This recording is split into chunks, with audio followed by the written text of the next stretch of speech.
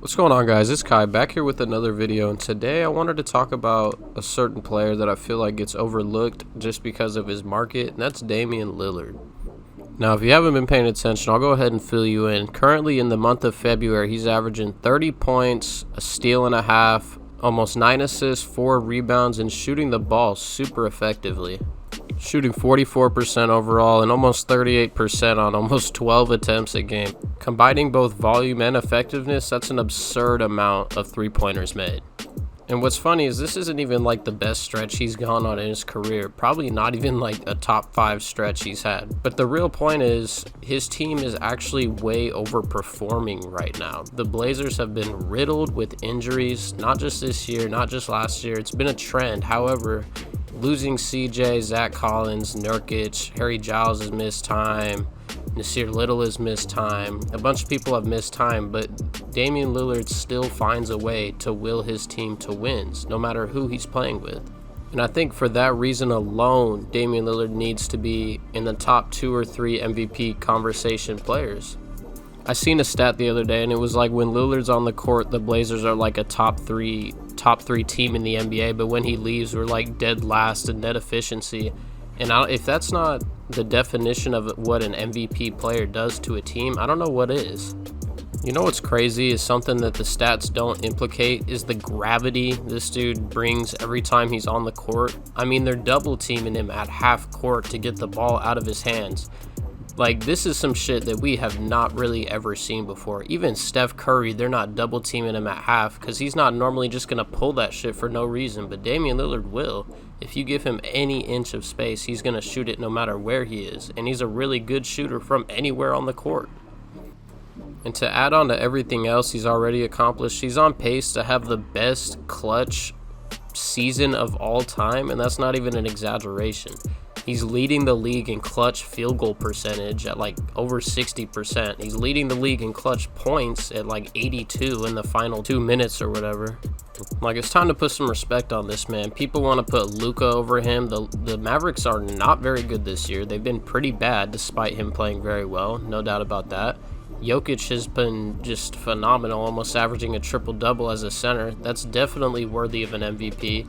LeBron's got the best team in the NBA in the West. I mean, these are all very worthy players of an MVP. But if you're talking about a player that has basically carried his team to victories, I remember when people were talking about the killer instinct with LeBron, and people were saying, who has the killer instinct since Kobe retired? And people said it was Westbrook. People said it was Devin Booker.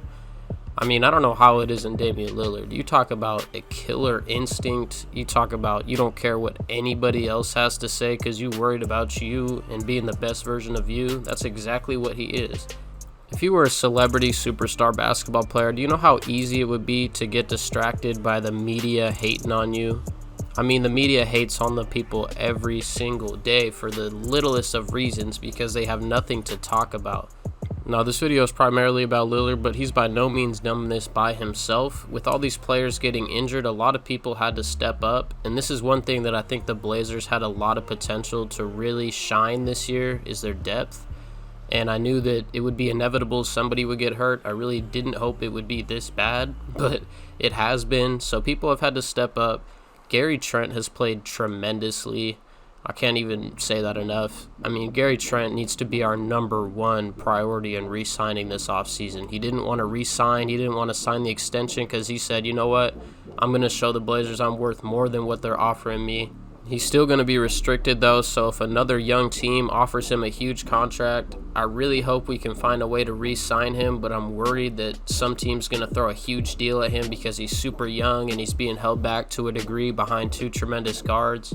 I wouldn't be surprised if Gary left and signed like a 4-year, $70 million deal because this dude can do straight up everything. He can defend, he can handle a little bit, he can create for himself. He's a tremendous spot up option. I really hope we find a way to re-sign him this offseason as priority number 1. Another few players that definitely needed to be shouted out. I'll start with Robert Covington. Covington is one of those guys that, yeah, maybe he doesn't shoot the ball enough, or maybe he doesn't hit a ton of shots every game necessarily, but he's everywhere in the game. I mean, he can guard every single person, guard to center. He's got tremendous hands. He's always getting his hands on the ball, whether that's a block or a steal or whatever it is, a deflection. I mean, he's made countless clutch plays for us on the defensive side this year, and these are things that we have not had in the previous years ever since Aminu and Harkless left. Carmelo has also been playing very well. He had a stretch where he had like over 20 in 5 of 6 games. That definitely helps us off the bench scoring. He slowed down the past 2 games a little bit, I think, but overall he's really picked it up after a rougher start. A lot of other guys have played really well as well. Anthony Simons has stepped up tremendously in CJ's absence. He's becoming our probably best 3-point shooter overall on the entire team. I mean, he's shooting them with confidence. He's looking awesome. I love his attitude every single game. He's been playing really well. Another guy I really want to talk about is Enes Kanter. I almost made an entire video on Enes just because he's probably a top 5 personal favorite Blazer for me, if we're being honest. I mean, going from Hassan Whiteside last year to Kanter isn't even a quarter of the athlete Whiteside is, yet he still hustles every single rebound, not a single play taken off. I absolutely love Enes Kanter. He's got tremendous effort, and he's one of those guys that makes every team he goes to play better because he never gives up on a play.